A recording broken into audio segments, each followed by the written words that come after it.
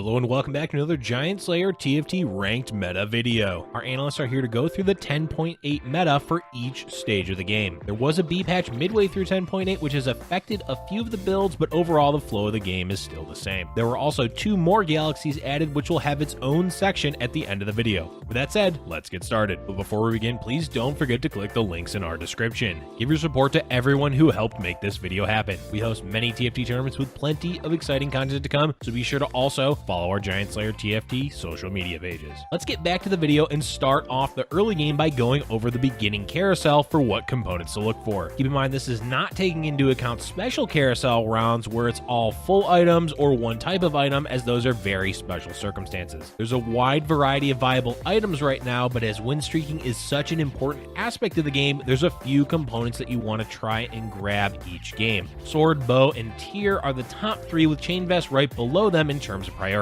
That said, glove, rod, belt, and cloak are all totally okay to pick up if that's what's left to choose from. Sword is still a great choice in 10.8 and 10.8b as it builds into several high priority items. Guard Angel is by far the most common and useful, with Infinity Edge still being one of the best damage items out there. After that, there's not much you need to prioritize making early with the sword. Bow has really risen in value in 10.8 because several carries need bow items. Rapid Fire Cannon, Rage Blade, and Static Shiv are all viable options depending on what you're playing. RFC is not something you likely want to make early game, but Shiv and Rage Blade are easy to slam from the get-go and will do well carrying you early game. One of the better items you can make right now is a ZZ Rot Portal, as it provides a lot of extra frontline when the unit holding it dies. Lastly, let's talk about tier. Tier did get nerfed in 10.8, and with the B patch nerfing Syndra for Star Guardian Sorcerer, the priority of this component may end up falling a bit. But since that composition still seems to be strong and the fact Kaisa is still a primary carry for Mech Infiltrator, it's totally worth it to grab a tier. Seraphs is definitely the most important to make, with Chalice of Favor a close second. Another viable option, especially in the early game, is Redemption, as the heal it gives you can often win rounds throughout the game. Your goal should be to make the best items available to you early on, as you want to win rounds or at least not lose them terribly. A good rule of thumb to go by is always try to make at least one completed item in the early rounds, though that may vary depending on what components you have. Let's move into talking about a few strong options for champions and traits early on in the game. One of the best early game traits is Cybernetics, which consists of Lucian, Leona, and Fiora, though you can always throw in an early Vi if you find her. The trait is hands down the best route to win streaking early throughout the game and even into the mid game. Red Buff, Static Shiv, or even stacking Infinity Edges on Lucian are all viable options, while giving either one component or defensive items to the other Cybernetics being the other option. Outside of Cybernetics, there's a handful of other champions and traits to look for. Graves, Darius, and Jace are a great option early game, as Space Pirates can earn you a few extra gold each round. As gold is a scarce resource early game, it's incredibly valuable to have a way to get extra gold, and on top of that, the champions themselves are actually quite good. A few standalone champions to consider are Jarvan, Xayah, and Malphite. Jarvan is great even on his own because he provides a huge attack speed boost to nearby champions. Xayah is still one of the better item carries for physical damage items, especially considering she was buffed in 10.8. Malphite can be played on his own with early Rebels or early Brawler, but whichever way you play him, he's a solid frontline choice when he's level 2. Alright, the last 2 topics to talk about for the early game are leveling and economy. With the changes to player damage and streaking now requiring 5 wins or losses to get the extra 3 gold, your best option is to win streak. If you're unable to win streak, then you want to at least lose rounds where you're killing 1 or 2 of the enemy champions to minimize the amount of damage you take. Lose streaking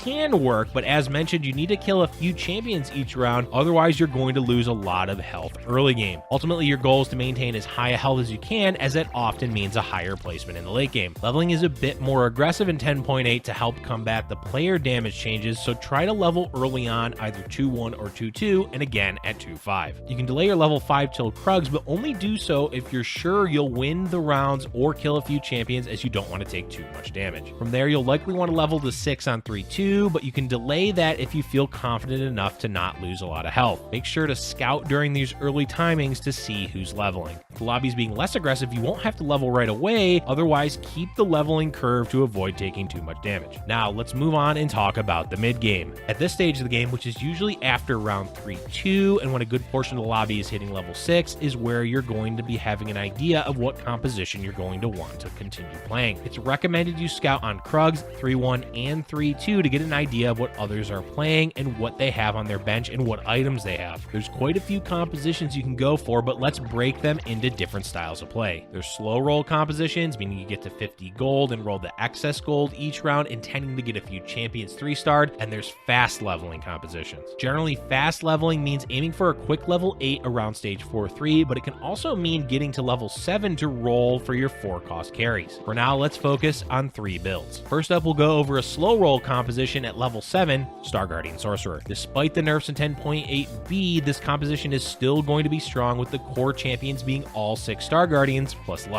Lux is great as she adds extra CC for the build. You'll need several tiers for Syndra to make up for her mana pool being increased, and a Guardian Angel is a must on Neeko. Your goal with this composition is to play your strongest board early game and aim to hit level 7 around 4-1 and get to 50 gold. From there, you can roll to stabilize your board by upgrading all of your Star Guardians and Lux, and after that, simply roll the excess gold to find Syndra 3 and Neeko 3. After that, you can level to 8 and play Mystic, or if you have a spatula, that opens up the possibility of going 6 Sorcerer. The next build we'll go over is a slow roll build at level 6, the Super Slash Bros. This consists of Master Yi and Yasuo as the primary carries, with Sona, Shen, Blitzcrank, and Karma to round out the composition. This build is item dependent, so don't go for it if you're not able to secure a Quicksilver and Rage Blade early in the game. Those items plus RFC, Deathcap, or another defensive item are what you want on Master Yi. Yasuo can be given any extra items, though most items made from the sword will work with him. To play this composition is rather simple. Early game, pick up any Yasuo or Master Yis you're able to find and level to 6 around 3-2 or a few rounds after that. Get 50 gold, and from that point, roll away your excess gold. The goal is Master Yi 3 and Yasuo 3, but you can also get your other champions to 3-star if you're able to buy them without dipping below 50 gold. And the last build is a faster leveling build, Darkstar. This composition consists of Jhin, Shaco, Xerath, Jarvan, Lux, and Karma as the Darkstars, with Ashe and Lulu as the additional champions at level 7 and 8. Jhin needs Infinity Edge and a defensive item, and Shaco wants Bloodthirster, Infinity Edge, and Guardian Angel. Xerath can use multiple AP items, though Rage Blade synergizes well with his ability. Early on, pick up Jarvan's, Mordekaiser, and Shaco, but try to play the best board you can, as win streaking and keeping high health is important. Aim to level to 7 around 4-1 and roll to stabilize as needed. This means getting the majority of your champions 2-starred, though you don't have to have 2-star Jhin right away. Don't overspend your gold, as you want to get to level 8 relatively quickly to roll for Xerath. This build truly shines in the late game, so make it a priority to keep your health high throughout the game so you have more time late game to roll for important upgrades. Ultimately, what composition you play is often dictated by your items and what you scout other players going. Keep in mind the builds we talked about are not the only ones. Chrono Kale, Cybernetics, Brawler Blaster, and Mech Infiltrator are all viable options in the current meta as well. Alright, so we're past Raptors and making our way towards stage 6, which means we're into the late game. There's a few things to consider at this stage of the game, and it depends what style you played in the mid game. For slow roll compositions, your goal by the late game is to have at least your primary carry 3-starred. Preferably, you'll have several 3-star champions and have been making your way to level 8. If not, you're in a tough position and you likely need to all in your gold to hit your 3-star champions. For the other builds, you have 2 goals. Either play to 3-star a 4-cost champion, or go to level 9 and play upgraded legendaries while looking to 3-star a 4-cost. Thresh and Lulu are common legendaries to add in at level 9. Make sure you don't sit on your gold if you're about to die in a round or two, as it's better to go all in and hit nothing than to lose the game with 50 gold. All in all, the late game is less about managing your economy and more about positioning and scouting, so always take the time each round to check other players' boards. Keep an eye out specifically for Zephyr, Blitzcrank, and Infiltrators, and move your important champions accordingly. Otherwise, just reposition your composition as needed to match what other players are doing, so you never get caught off guard, as that's the easy way to lose in the late game. With that, we've gone over each stage of the game, so now let's quickly go over the galaxies with a few tips for each. First up is the Lilac Nebula. Essentially, this boils down to, did you get a strong champion or not? Aurelia and Kale are by far the 2 best to get from this galaxy, though Jhin, Fizz, and even Wukong can do okay. Your safest bet is to aim for Kale and Aurelia, and if you're unable to get one of them, you can sell whichever 4-cost you got and play more economically focused early game. Also, don't focus too much on the champion you get from the carousel, as you may not be able to always build into a composition around them. NEEKOVERSE is fairly simple, as you're going to hold onto your Neeko's help for most of the game, so you can either get a quick 2-star 4-cost, 5-cost, or a quick 3-star. However, you can use it early on if you want to get an early power spike with an early 2-star 3-cost champion, but most players hold onto them until the mid to late game. There's not really any drawback to sitting on them that long, but do keep in mind if you're bleeding health or approaching a point in the game where you may lose, you should definitely use them and not be be greedy. The Medium Legends Galaxy is definitely the most, air quotes,